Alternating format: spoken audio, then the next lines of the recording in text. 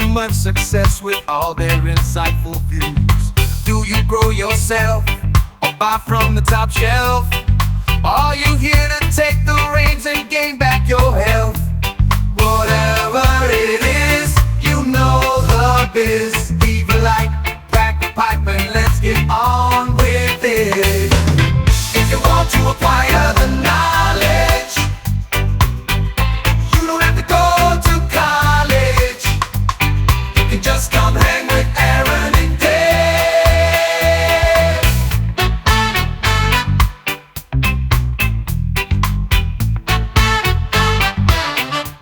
Welcome to the Elevated News Podcast with Two Dope Dudes. We are your source for Midwest cannabis news, culture, and more. I am Aaron. I'm Dave. We're the Two Dope Dudes. What's going on, dude? How are you? Not a whole lot of things are good. How are things over there with you? Dude, things are great, man. I've had a very busy week. I don't know who's calling me right now. Of course they would call as soon as we start the show. No, I had a really busy weekend. We did lots of canning this weekend. We made like 3.5 gallons of salsa, and yesterday we did green beans and pickles. Oh, So nice. I probably made a flat of pickles, which is 12 jars, and then a flat of green beans, which is so like a case each. So yeah, it was good. And we did some fermented pickles, and starting to get busy harvesting the garden and using those ingredients to make something. So it's been very satisfying. Dude, the fruits of your labor. Yeah, man. You know, it's cool to see something come back from your input. Well, yeah, dude, that's the thing. That's what I've been talking about here around the homestead. To the family is just like making sure that the energy that we use is not wasted, and that we're either using the stuff that we're harvesting or using it to put back in the ground, and not just throwing that energy to waste. Yeah, you need a fucking freeze dryer, bud. Oh yeah, you need one at some point, because some point for sure. It's a great preservation thing.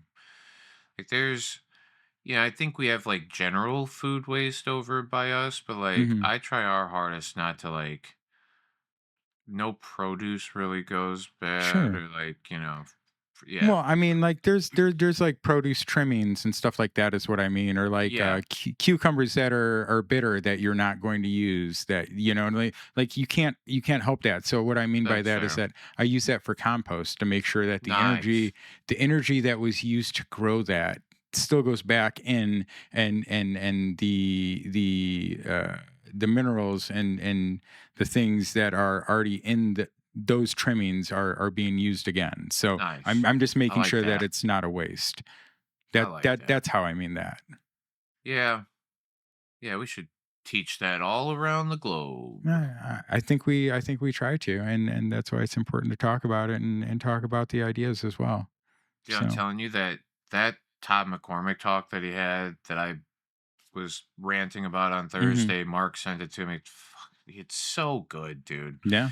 He talks a lot about this stuff and how like one of my favorite parts from it is when he says my grandma, we got HBO and it was like a little antenna thing that we had to keep in the house because it talked to the satellite dish or whatever. And I was like, wow, look at that. It's crazy. And she goes, yeah, I felt the same way when we got energy in the house for the first time, like electricity. Yeah. And he's like, wait, you didn't have electricity when you were a kid, 1920, 100 years ago. They did not have, and it feels weird because some of our family members were like born then. You know what I mean? Like, so anyway. I interacted with family. My great uncle was around in those times and like built a house, in those times. And like, I've interacted with people who didn't have electricity and had like, seriously had ice boxes, you know what I mean? Yeah. And it's wild to think about how advanced we are. Yep. Salt preserves. But you literally like, you had to have a garden. Correct. Right. Like, you couldn't not have a garden because what the fuck were you going to eat? Right. And those ways have kind of shifted away. And like what he says too, he's like, most people don't even have the space to have a garden Yeah. nowadays, right? Like, if you live in an apartment building, where the hell do you have a garden? And you could put some plants inside, whatever, but like, I Then you're mean, dealing with yeah, environment issues, and that's a whole other thing. yeah. So, bingo, bango. But Okay. Sorry, I was just looking at a text message or a voicemail real quick, oh, seeing who was good. calling me. Yeah. Awesome. How was your weekend, man? Fantastic, Yeah. honestly. Yeah, really Yeah. good. It was disc golf filled. I know. Yeah. We had the So, flex on Friday. We did pretty good even with the weather. no aces, huh? No aces. Okay. All right. That's unfortunate. I Uh tried 3 times, 4 times. I know a lot of people tried. Yeah. I know a lot of people Yeah. tried. I mean, we're gonna have to do something next month at some point. Maybe just put everything in silly positions and Yeah. you know what I mean? Yeah. Just Yeah. see how Make it many we can get in one day. That's a better idea. I think we should do a see how many we can get in one day. Yeah. Shorten it up. Really I shorten it up. I think 10. Yeah. I think 10 and 17. Yeah. That I would think 10 fix and it. 17 for the kids. 12 to think the right. absolutely. Yeah. 18 short. Just give every shot at it. Absolutely. How many Yeah. can we get today? Let's give it all back. Yeah. I like Giving that. the giving back flex. Yeah. I like it. Yeah. Yeah, no, disc golf was great. I watched some of the pros play on Saturday, and we had like pros at the course, but like there were like local pros there too, and watching them boys throw a disc, God, Mm-hmm. I always said like I love disc golf.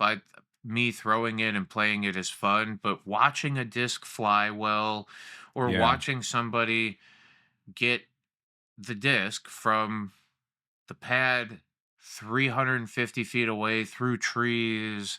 It's just the most beautiful, fun. Yeah, I love it. Yep. So, And also shout out to local 13-year-old FA1 champion of of the G. world. Yeah. What a badass. Yeah, our local youngster G won Yeah. won Worlds this week, and that was really cool. Our other local gangster won And then shared tied place third with for Holland Handley at sicko. DGPT. Yeah, Sicko. super awesome. Yeah. You know what? In the disc golf world, we're very rich. That's We right. see a lot of very cool stuff. We've had a lot of talent. around. Again, we stand on the shoulders of men taller than us, and we are just pale imitations of what they did for us, and we just have to continue to do it for the next generation, and we have to instill that in the next generation to do it for others. Shout out local legend Dino for winning That's the right. tournament this Hell weekend. yeah. Yeah, absolutely. We had some other good locals win some stuff. Nate, and that I'm sure I'll forget to shout somebody out. Ben absolutely tore it up in MPO, but other great. Jason. Anyway, yeah, Jason Allen, Jason absolute Allen, monster. Yeah. Incredible. Yeah, when disc golf is good, I'm good, man. Yeah, for real. Yeah. Dude, disc golf is good. Yeah. I'm about to go. I'm gonna go play some disc golf. I'm gonna go play Junior Beast next week. Oh, nice. Yeah. Down south, they got it back open now after the tornadoes after a couple years ago. Heck Everything's yeah, that's back. They got new awesome. baskets in. That's yeah. awesome. I am super excited. I'm super excited. Oh yeah. Well, hey, we got some fun stuff to get into today. Probably going to talk about some new rules in Illinois, and then taxes, and then the government and why they're going to continue to make money either by taxes or enforcement. Sounds about right, right? Ooh. But first, we have some reviews from My Bud Jon, which I'm excited to get into. Oh yeah. Yeah. This week, John smoked some pre-rolls for us by who was it? Tickled Pink. And then he also checked out some Sea Junky Bubblegum Sherb, which he had some great things to say about. So without any further ado, let's go to My Bud Jon.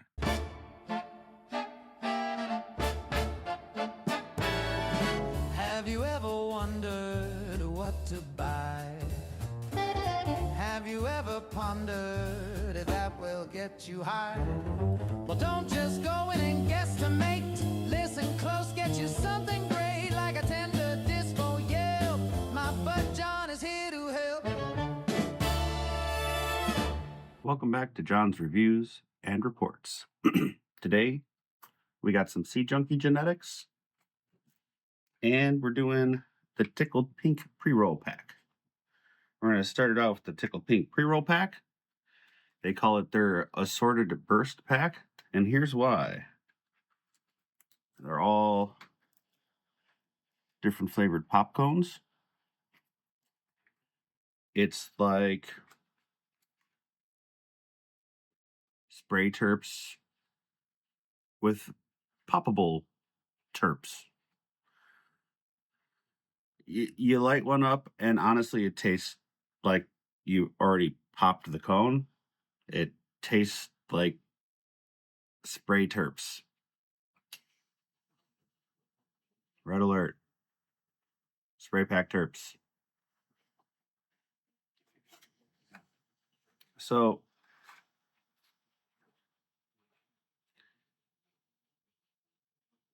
I couldn't smoke it.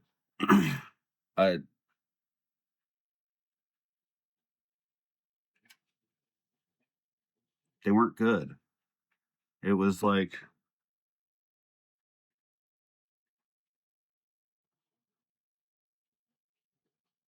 spray packs. The one thing they did get right, luxury cannabis for your Royal Highness. They knew. I appreciate the use of my pronouns properly. Your Royal Highness. Don't smoke this stuff. If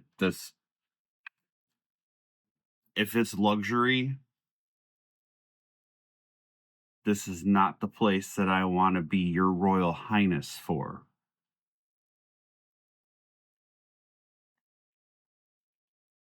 I don't want to be your liege. I do not want to be the ruler for this luxury facility. I'll pass. Sea Junky Genetics. I picked up their Bubblegum Sherb. Now, this is something to write home to. This stuff was amazing. Open it up, you get that burnt tire skunk flavor. Amazing. Taste, it was 100% there. Followed through. I loved smoking this stuff. I'll probably go buy more today because it was awesome. There's a couple other ones to pick up. A couple other shops got some other genetics or other types too. Definitely something to look out for. I think their stuff's going to be great. Sea Junky. I've grown a few of their seeds. They do have great genetics. Definitely one to look out for in the future. Definitely pick this one up. Leave this one behind. Maybe it will tickle you, Pink. It didn't tickle me. But the Sea Junky did. Till next time, guys, pick up some good weed. Let's blaze.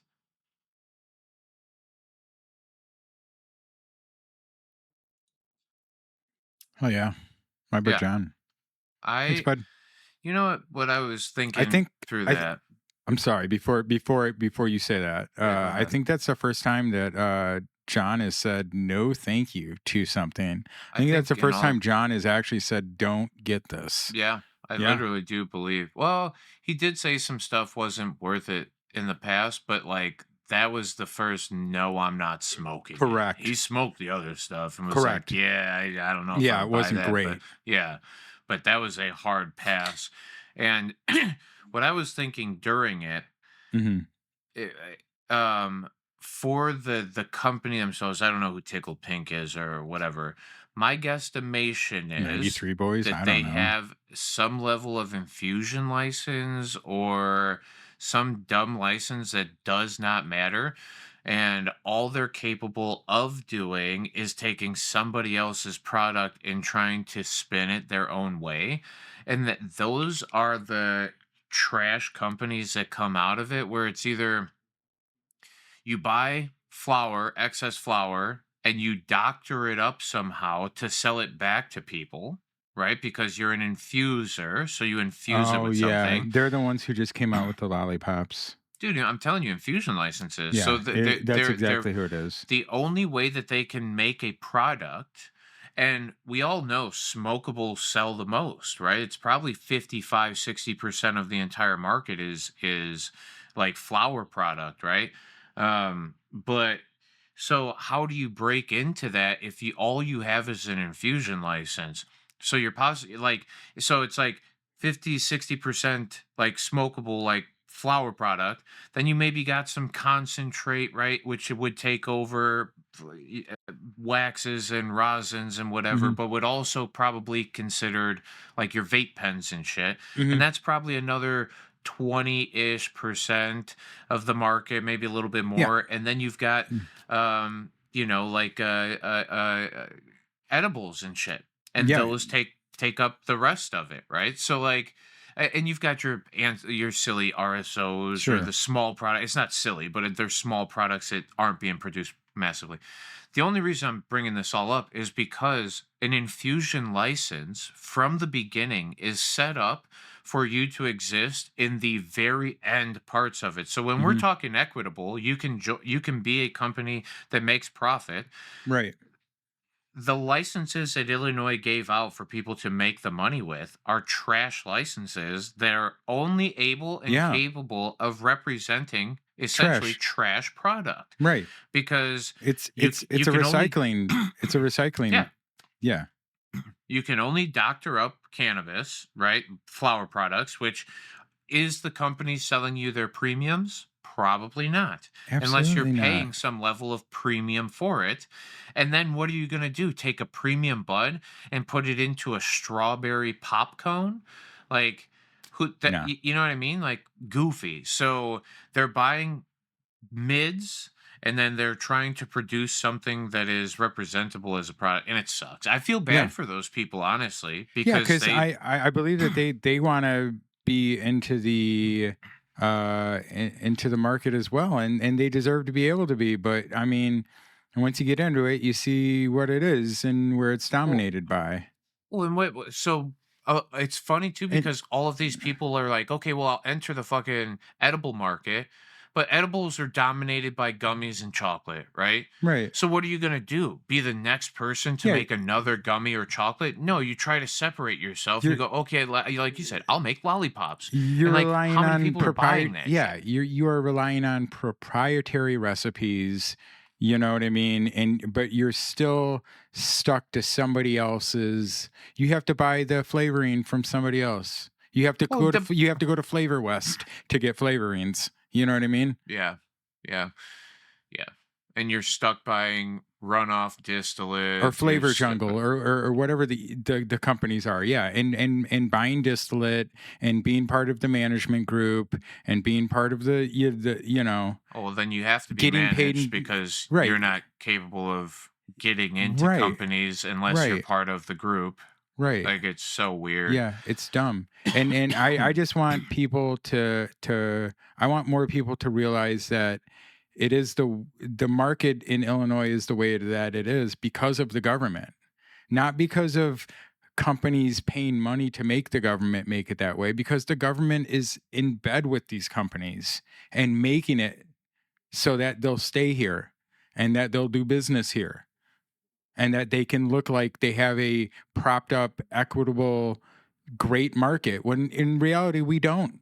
We have one of the worst markets in the nation. honestly.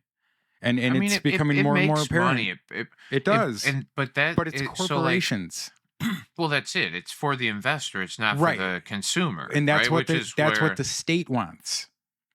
yeah, well, 100%. And That's how and, they make their money too. and That's that's how what the I want people big. to understand, that Oh the yeah. state is not your friend. The state is not Oh, trying to make it a good market for us, not for the people. They're trying to make it a good market for them and big business.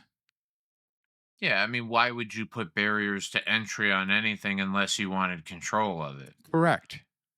They just want more I mean, control and which, more taxes. yeah. Anyway, on to YouTube comments.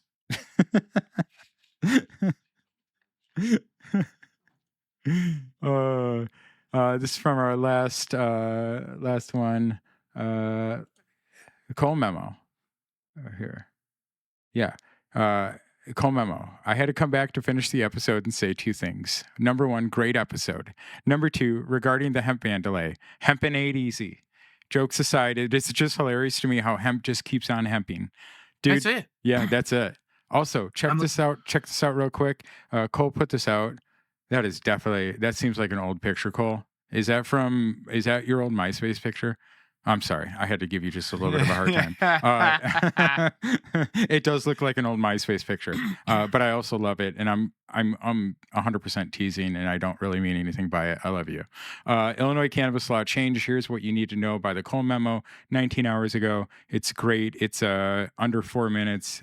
Cole succinctly explains what has changed with SB 22. Please go watch it. It's awesome. Give it a thumbs up. Share it with your friends. Yeah. But that's what I've been saying too, Cole. Like, what do you think? People aren't going to find the next loophole or Right. whatever it is. Like, these people are. Right. It's the other side of business. Right. Like, they're the people who just didn't get accepted into the cool kids club. Yeah. So now they have to run a business somewhere else, and they're as smart Mm-hmm. as they are. There's no level of intelligence difference. In fact, they're probably better at interpretation, right? Yeah. They're better at looking at the problem and then solving it. So yeah, hemp people will keep on hemping. Yep. And I'm proud of them. Absolutely. Mr. Work 420, I dream of having a market farm. I replied, us too. Yeah, that would be awesome. And we had some trucking, Grateful Dead emojis. I'm pretty sure we talked about right at the end how you get shown the light in the strangest of places if you look at it right. That's right. I love it. And then there is a Dem Pure, which is has to do with Dragonfly Earth Medicine. DEMPURE. Yeah. Dragonfly Earth Medicine. Pure. Mr. Work knows what I'm talking about. He is one of the living soil organics. One of the dudes I know around here who is really, really into it. Like knows what's up. Brett Burt's 86. I've been thinking about a Whopper for a minute. This is my sign. Oh, dude, I hope you got it. It was so nice for me. Yeah. Also, Mr. Work, citation needed. LOL. That's when they talked about growing in living soil. I did some checking around, by the way, on The Botanist. You should definitely go check them out. They do fit the definition of living soil, but they use organic soil, organic in quotation marks, because everything can be organic if you do it correctly. They use soil and cocoa and mycorrhizae. So that does fit the definition of living soil, but it is not regenerative soil with beneficials and beneficial insects like Nomad, Illinois. Yeah. Okay. Yeah, that is truly regenerative living soil. They're not throwing out soil. The Botanist is. They're using new soil every time. Nomad keeps the same soil, just like the rest of us growers who are intelligent. Anyway, Dr. Danknug's off work. It's a rainy day here, so I'm hanging out with all of my dope friends. Glad you seem to be doing better after the storms. He got hit by a piece of plywood. No. Yeah, in the wind. Oh, no. I think he got a whole day off work, which is a lot for him. Oh, shit. Yeah. John Voight. Love me some Burger King, but I do have a strong hatred for ketchup. All right. Yeah, I'm not a big ketchup fan either. I mean, I fuck with it a little bit, but I put it on my burger. On my see, on dude, my on my fucking I'll put it on my fucking Burger King burger. I don't. Yeah, that's it. That's what That's I'm it, saying. really. Like, there's Like, some places that yeah, it makes sense. that's what Yeah. I'm saying. But like, Yeah. am I like dunking my fries in it every time? No. I might No. occasionally dip my fries in it. And Yeah, I I ain't mean, putting it on yeah, no I hot guess you're dog. right. I ain't no I fucking. will. It's crazy enough. When I was a kid, Are you like, from it's just been Indiana? forever. I just eat a fucking hot dog with only ketchup on it, bro. Bruh. I go play some golf. On the ninth hole, I get a dog, and I'll just put one small line of ketchup down the middle of it. Bang. That's it. Yep. That's crazy. Born in the Chicagoland area too. That's right. That's crazy. Yeah. All right. Well, That's what's wrong with my mandula oblongata. I can tell. Yeah. Okay. That's it. IDOA proposes outdoor cannabis grows for cultivators. Go check out the Cole Memo's website, thecolememo.com. Did a recent write-up on this as well and talks about where he has written about this previously, how some companies were able to grow outside semi-legally. But also our friends at Illinois News Joint released that the IDOA would allow cultivation centers and craft growers to cultivate cannabis outdoors. This rulemaking would add definition of licensed premises that contiguous areas outside of an enclosed lock facility. This rulemaking would also repeal rules related to craft grower canopy modifications that are in conflict with the Cannabis Regulation and Tax Act. According to the proposed rulemaking, cultivation centers and craft growers may grow cannabis outdoors if the outdoor area is fully enclosed by a contiguous physical barrier that is at least 8 feet high, constructed of chain link and topped with razor wire, other security wire, along with the entire length, screened or covered so that the outdoor cultivation area is not within ordinary public view from nearby streets or roads, and secured by an access point or gate with the same security standards as the barrier and a method of controlling access.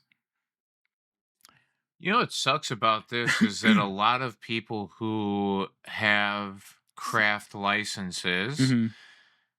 have industrial buildings because that was the only place that they could go. So now they're in the middle of like industrial land, and there's no shot of them growing outdoors. So who does this benefit outside of the top 20 license holders who all have facilities out in the middle of farmland? So anyway, I'm not saying, I'm just saying. Yeah. Well, we can't get them to stop doing it, so I guess we just change the rules, huh? Cool. It sucks. And like, yeah. Oh, whatever. Illinois Department of Financial and Professional Regulation recently announced that entities holding an active use dispensing organization license issued under Section 1536 of the Cannabis Regulation and Tax Act may apply for a medical cannabis dispensing organization license beginning September 10th, 2026. Correct. So they have released the application. Dude, did I hear correctly that... Yes. Yes, you did. Go ahead. They're going to tax this thing 7% on the back end or something like that? For every not only that, for every they're going to tax everything 7% on the back end. And they're also charging there's a non-refundable fee of $5,000. Yep, which means that you might not get approved still, and we got your $5,000 no matter what. Dispensary standard renewal fee will increase by an additional 10% per renewal cycle. No, $10,000 per renewal cycle. $10,000 per renewal cycle. Which means that it will increase by. So is that another $10,000 every year? On top of whatever their renewal fee was 25, to begin 35, with, 45, was 55, whatever it was. 65. So the only benefit, which I don't see, this is a thing that I don't see happening all over the place. Yeah, they're trying to get rid of medical. I've been saying it for years. Okay, so the people that this benefits, again, is the top 20 license holders who have 10 plus dispensaries, and they're able to put this little shtick in there. So any medical patient who still exists will come to their buildings and won't go to the few one-offs who still exist who own medical licenses. So it's literally just saturating the top 20 even more. That's the death pill right there, is that it's going to increase $10,000 per renewal cycle. Well, now they can change that next year. They can say, well, we want it to be $20,000 per renewal cycle. All this does is decrease the ability for ma and pa shops to exist. Right. That's all it does. It literally makes it so you have to be a mega corporation who can absorb extra tens of thousands of dollars worth of fees and licensing, an extra 7% tax on the back end, and then like to gain what? Because the difference is like very few medical patients. What is there, 160,000 people, and that's what they need to compete for? So like I don't even know if it's worth competing. Well, in the way that we classify medical patients that are eligible for cannabis cards, the way we had it in the beginning is you had to be basically near death or dying or near death, and then we released it to opioid users, the compassionate use of and that was a great thing. That was a big step, and we've been starting to make better strides lately. And people say that you can just go get a cannabis card for anything, but I don't really think that's true. I don't really think that's true. If you look at the list of conditions, there are, depending on where you're at. And if you're classifying yourself as that, medically, like that's a whole other thing. Like you can't just like go to work and like classify yourself as like disabled too. So I've always made an argument for the fact that PTSD is owned by way more than people accept. Like if you live through, let's assume 9/11, if you ever lived in any place that has war in it, which is the whole entire fucking globe, except for assumedly America and a few other fucking small places where you don't dare to start wars at. But even here, 9/11 was close enough for every single one of us to feel something. But then take it past that, it's the what kind of abuses have you gone through in life? Everybody has a claim at PTSD, and that classification, even medically, isn't harmful necessarily to what you're capable of doing in society. It doesn't hinder your capabilities, and it doesn't put like this like spotlight on you as a medical patient. Well, what we're seeing here, this is a death pill. This is a death pill of the medical program. The reason being is that the state cannot collect taxes for the medical program. Well, so what it does, again, because the law in Illinois is that medicine, which is what this would be, is taxed at 1%. But they can't change that.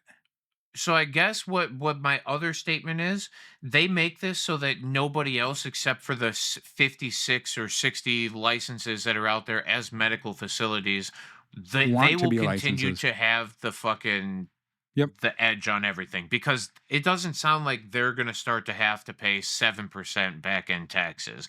It sounds like once you get this form filled out, old packet 1537, all right, that's when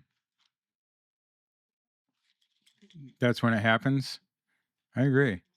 There was hold on, I was trying to look up something else real quick. There's something on that's when your licensing fees increase. If you've gone through the old 1537.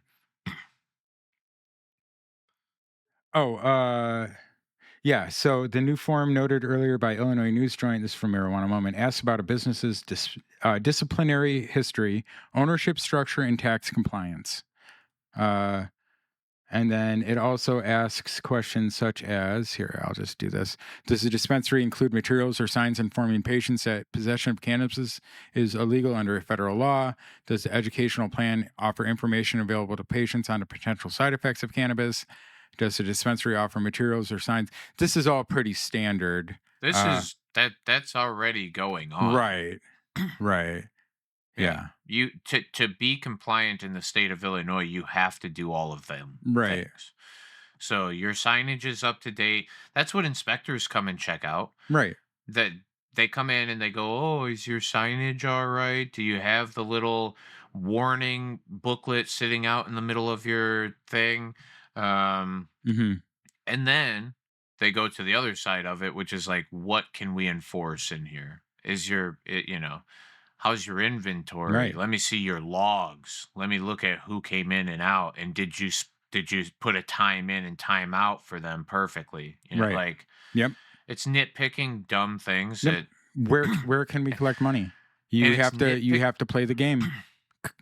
I'm telling you, it's nitpicking dumb things, because the things that would actually break your compliance, typically inventory, they do such a poor job of checking that. Yeah. Like They have no idea.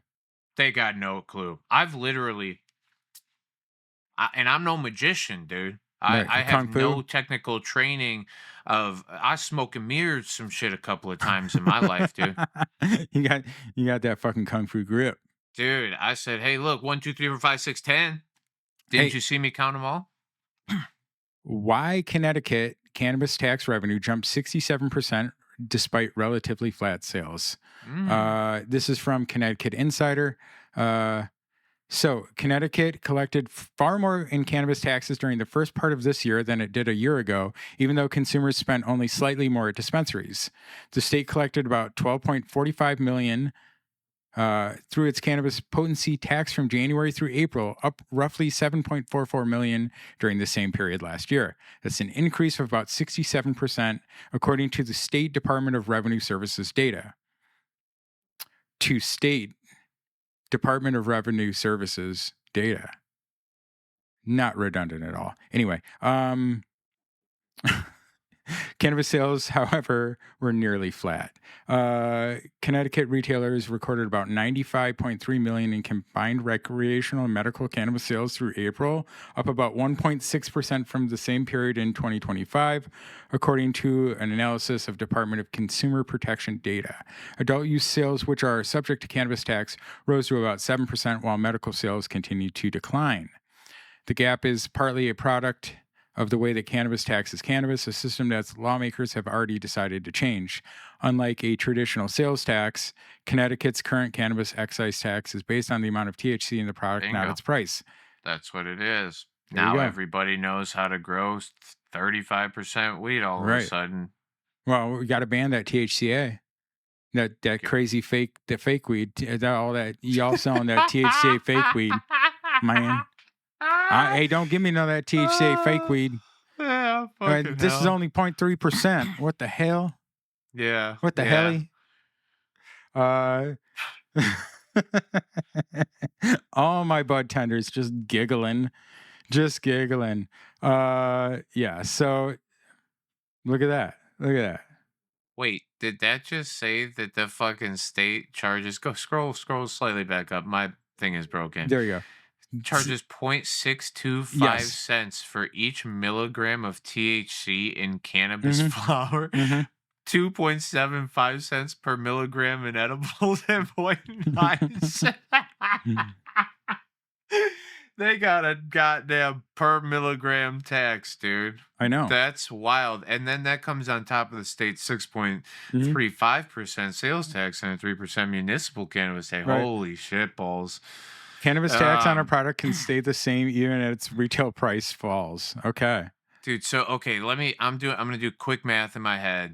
100 milligram edible, you are being taxed $2.75 to make 100 milligram edible. So beginning October 1st, Connecticut will eliminate the THC-based tax and instead impose a 10.75% tax on a retailer's cannabis gross receipts. The 6.35% state sales tax and 3% municipal tax will remain. So basically 19%.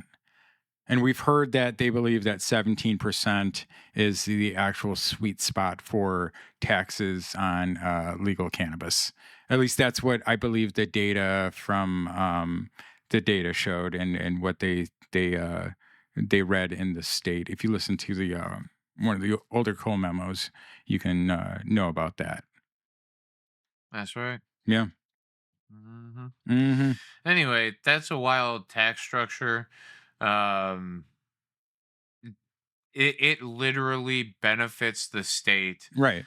for them to allow for, oh, we only allow 100 milligram edibles. Wait a minute, we're making $2.75 per one of these that these people put out. Why don't, and on top of the 6%, 3%, why don't we let them sell 200 milligram or 500 milligram edibles? And you know what? That RSO stuff, that's 1,000 milligrams. We're going to make $27.50 off of one.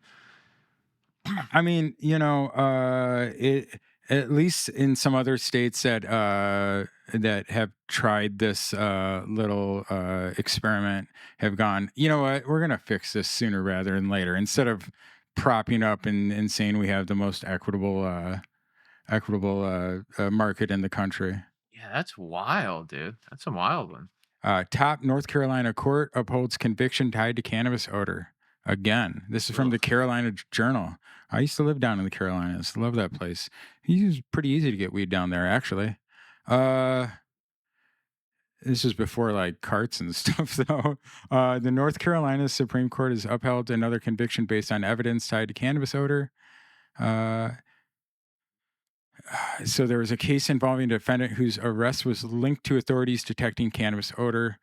Friday's unanimous decision in State versus Cheyenne marked the court's third decision this year upholding arrests to cannabis odor. The court recently affirmed that we continue to follow our precedents, which require examination of the totality of the circumstances to determine whether probable cause exists, and that the odor of cannabis is one factor that may be considered. As part of this examination, wrote Justice Phil Berger Jr., referencing the High Court's May decision in State versus Dobson and State versus Rowdy. The state has therefore already answered the single question on which review was allowed in this matter. As further review of this resolved issue would be superfluous. Did I say that correctly? We conclude that discretionary review was improvidently allowed. When a court indicates that a review was improvidently allowed, I hope I'm saying that right, it has decided that it never should have taken the case. I don't think I've actually seen that word before, although I don't typically read court stuff too much. Jargon. Like, I mean, I have, but like, I don't know. So basically, it looks like they tried to send it up to the Supreme Court, and they're like, no, we've already reviewed the other ones. The Carolinas don't have cannabis programs at all, right? Neither one of them. I don't believe so. I don't think so. I think they're one of South the last Carolina 10 had like Lindsay. Well, South Carolina was the last state to legalize tattooing in 2005, 6, 7, 2008, I think. 2008. Shit. That's why I lived in the Carolinas. I had a tattoo shop. Yeah. And I worked at the, in the Carolinas at the beaches, man. Like, it was vacation land, but that stuff was illegal. And then, it was still, actually it was probably, it was pre-2008. I think it was 2006. And it's a long time ago. I'm an old person now. Anyway. Yeah. Anyway. No, I just lots of White Widow on the East Coast though. It's crazy to me that they improvidently allowed this, which means that they think that they should never have even listened to this case. Right. That cannabis odor makes sense to fucking be something that we go pull people out of the car and kidnap them for a while. It's kind of wild. Yeah. Is an adverb meaning to act without foresight, care, or planning for the future. It is describes doing something in a way that's wasteful, reckless, or unwise. Yeah, Yeah, that's a yeah. They wasted their time talking about yep, whether or not it's okay for them to yeah, pull people out of cars and kidnap yep. them for. That's kind of Without proper wild there. consideration of all facts. Yeah, that's crazy. That's kind of wild. Yeah. It's a fancy way of saying imprudent. Anyway, Yeah. yeah. Well, point being is that the state is the one that is actually trying to profit from this, and that's all they really care about.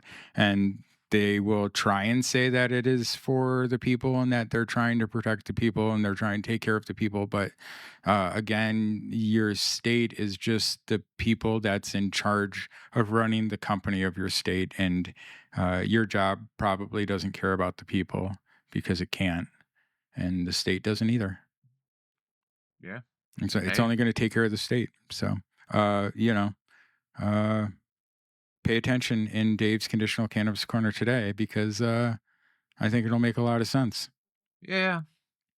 Yeah. Yeah. I That's think so. fair. I think Yeah, so. that's And fair. yeah, and without any further ado, we're going to go over that. Oh, we didn't do plugs today, but that's okay too. If you're still listening, which you should be, Hey. come see my friend Dave on Thursdays. That's all that's really important. Everything else is just for funsies. Yeah. Thursday nights. Yeah, I Thursday love nights. hanging out with my friends. That's right. On YouTube. That's right. Peace, love, and cope. Yeah. I Thanks, remember brother. what I'm doing. Absolutely. Hey, I've said it from the beginning. I just wanted to get more people to come celebrate my friend Dave. Also, you just hit 500 people. 500. That's awesome. I'm super Wild. happy about that. Yeah, it's wild.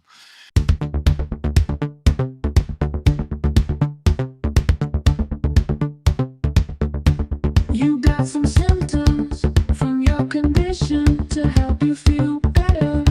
That is my mission. At the Conditional Cannabis Corner, you can get that information, and it won't even cost you a quarter.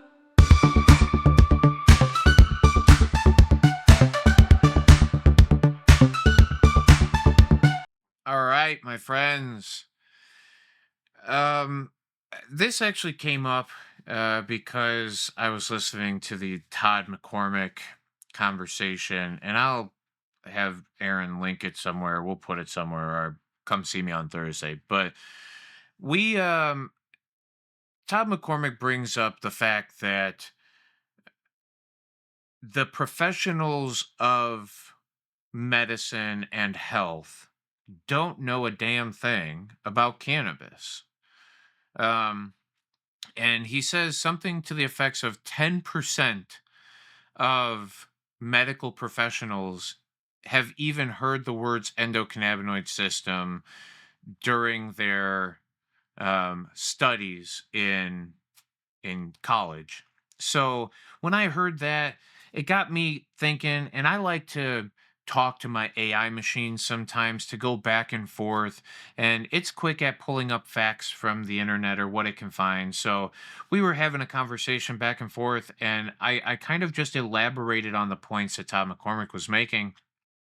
And it turns out that only 13% of universities even have anything about the endocannabinoid system or how cannabis interacts with it in their curriculum at all.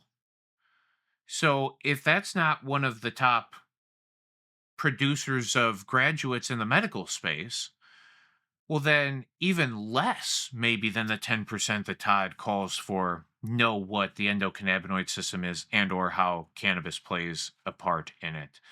And it alarms me too, because the AI machine, no matter what. So this morning I was like, hey, what should I talk about condition wise in cannabis? Because I'm, just come up with some ideas for me, and it will not stop telling me to make sure that you talk to a medical professional, make sure you talk to professionals, and so that got me going. Okay, well, who is the professional?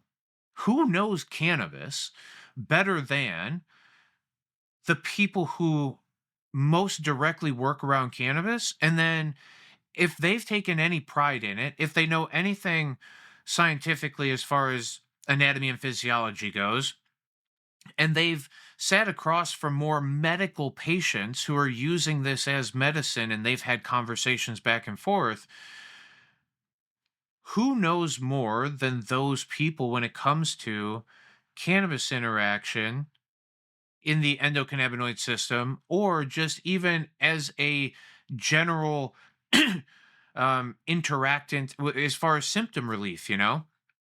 And with going back and forth with the AI machine, it says, well, it is the people who are given the authority to represent this in a medical setting because they have done more clinical research and observational study.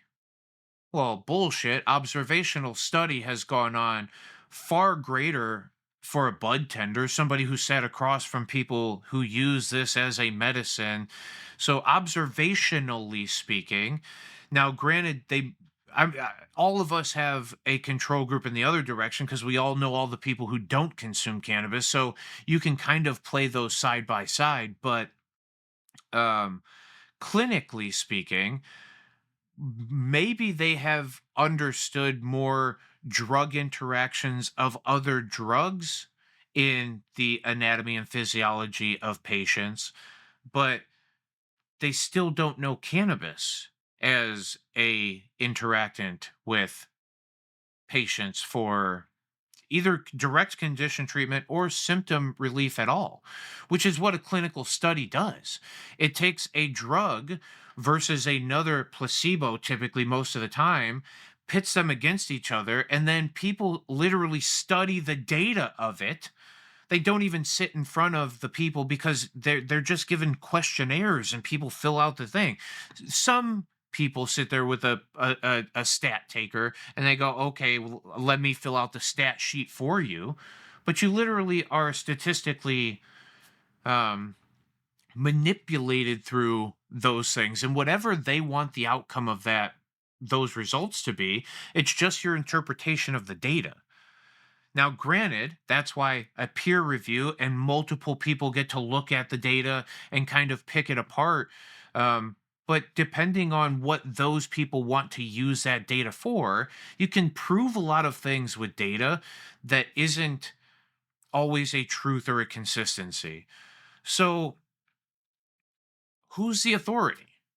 That's all that I kept asking the thing. And we went on and on and on till literally the point where the people go, well, what should happen is the people who are most capable of articulating cannabis's interactions because they've sat across from medical patients should sit down with the people who are considered the authority now, the medical professionals who have all of this clinical or observational capacity that the rest of us don't because this is what they do for a career.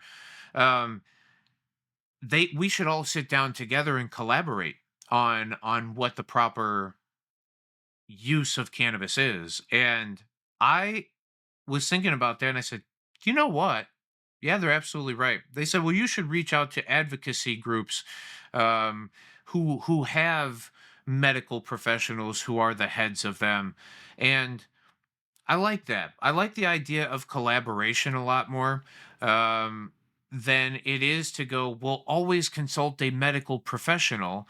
Well, what that does is it scares people away from the cannabis professionals. And all cannabis professionals, people who understand this thing on a deeper level than just I consume it because I do, and that's why it feels good to me and I like it and I don't have to explain it to anybody else. That's perfectly fine of a reason, but there are some really cool things that go on when people use cannabis as their alleviant. And not only that, it may be capable of directly treating conditions. I went as far as saying, because also in the Todd McCormick thing, he talks about inflammatory amino acids, where, I went on this rant. I won't go on it before, but I asked the AI, hey, what in our diet are the biggest inflammatories?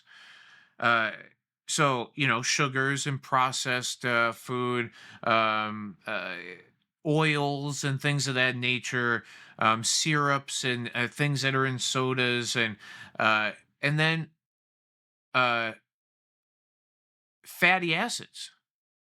Number 6 precisely is what it said, and I was like, holy shit, this is what Todd McCormick was talking about.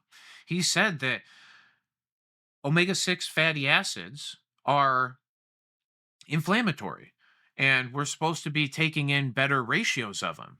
And it seems like cannabis in its raw form is capable of producing pretty high amounts of omega-3 fatty acids, which counteract and are anti-inflammatory comparatively to the sixes that we all have inside of cooking oils and certain processed foods, whatever.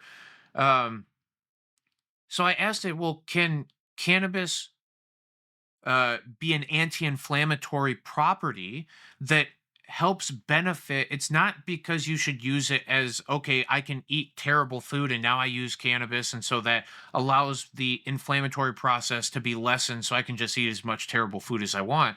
No, we should definitely attack it at the root cause, the diet itself. But after going back and forth with the AI machine, it finally went, and it sure, they're just there to please you, right? But it said, you know what?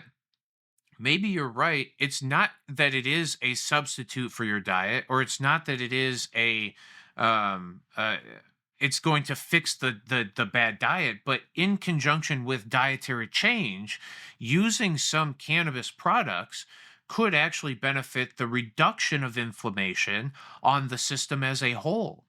And it just makes me go, okay, well, the main majority of information that was rammed into this machine was anti cannabis. That's what's mostly out there for the thing to learn on. But then the more that you actually try to draw the pieces together, there is a lot more benefit that cannabis professionals, people who have worked in the cannabis space, can offer to a conversation.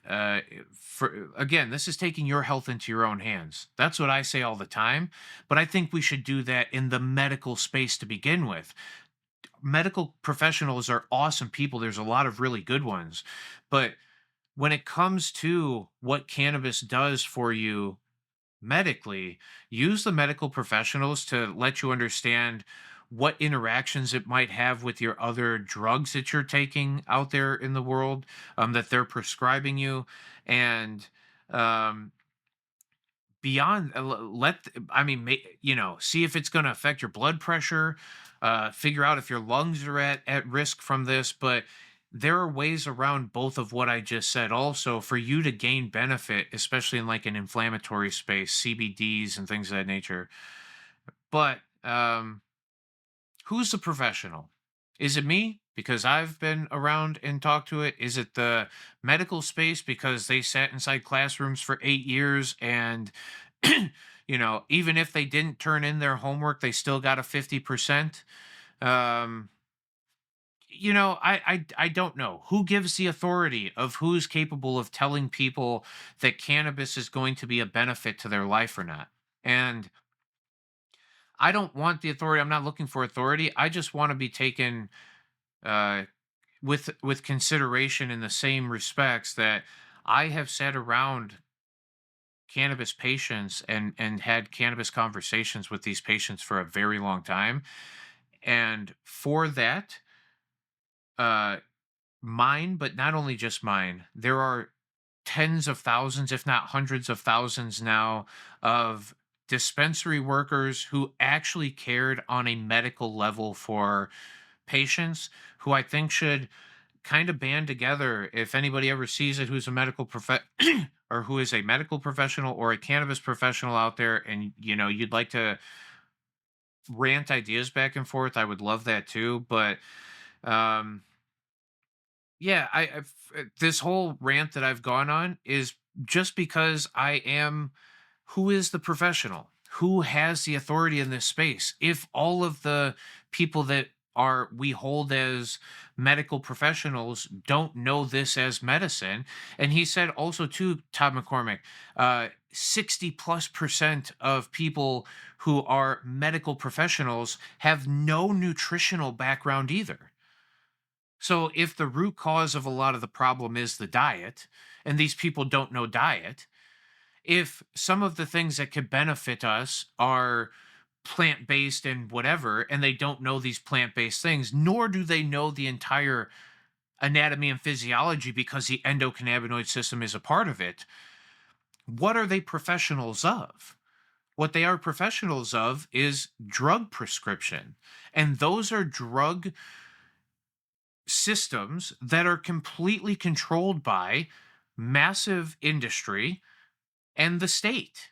And this is literally what Aaron's talking about this whole program up to this point. And what we all kind of talk about is that cannabis is getting kind of lumped into those things, and the uh genuine root, the purity and the beauty of what cannabis is and what it's capable of, when dragged down those paths, has a far greater potential of only being given to you as a means of their profit. And at that, is your health being cared about the most? And this is why I beg everybody, take your health into your own hands. And who is the professional? um, I'm not saying not to listen to doctors. That's the furthest from the truth of what I'm saying here. Doctors are very smart people who have sat through way more, again, case studies and observational studies of people who have diagnoses of conditions. And then we take it to the next level, surgeons and people who are actually operating on people. Those people are, they're unbelievably smart to the things that they're smart to.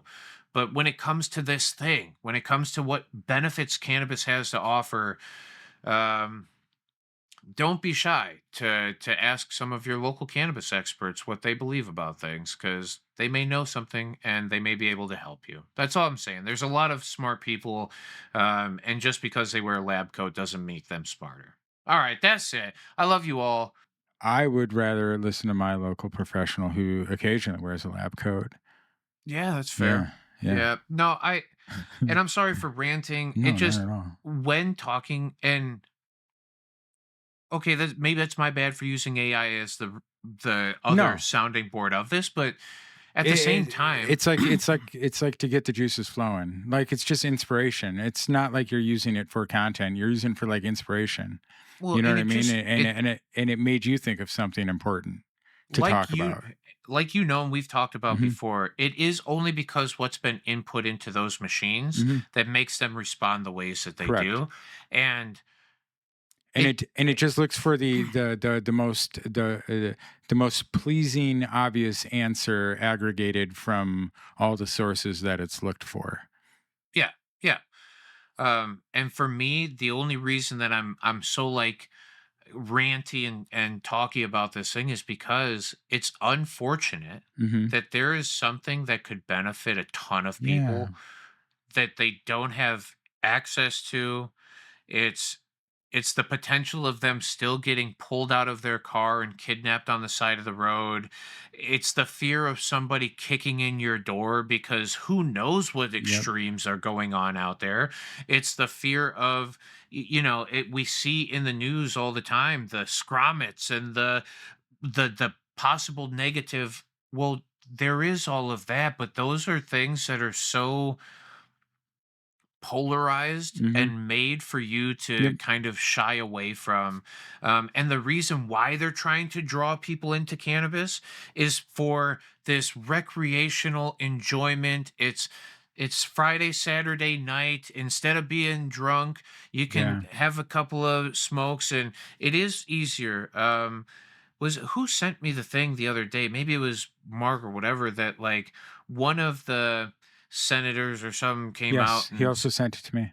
yeah, I just And they haven't said, gotten to like, read into it yet. why the hell are we Yeah. still pulling over cannabis people? We already know that they're not harmful. While we know how closely related alcohol is to abuse, Yeah. self-harm, all of these things. And it's like, we're still treating cannabis consumers. Yeah. And I'm not saying that consuming a bunch of cannabis and jumping into a car and going out driving is the smartest idea.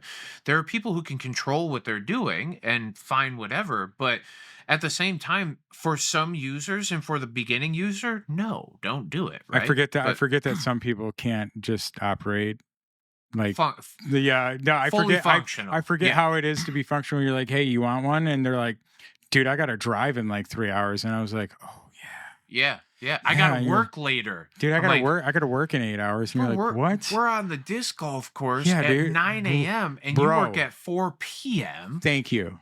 Thank you. Thank you. Like, what the fuck? And you're a Fair, cannabis consumer. But like, I'm not. This thing What ain't the gonna kill fuck? you. Yeah. But and that's the other side of it too, where I believe that by us making these things as potent as we are, sure. even the average consumers like the yous and I's who just did it to have some fun with the thing, I guess. it's now becoming so fucking much of a throttle that we're like, well, hold on, I gotta hold on to my seat, you know? Yeah, but- it's ridiculous. I Yeah, would just it's love weird. to normalize the speak around this thing, and I would love medical professionals to not Well, discredit the capabilities of what this thing is capable of long term, you know?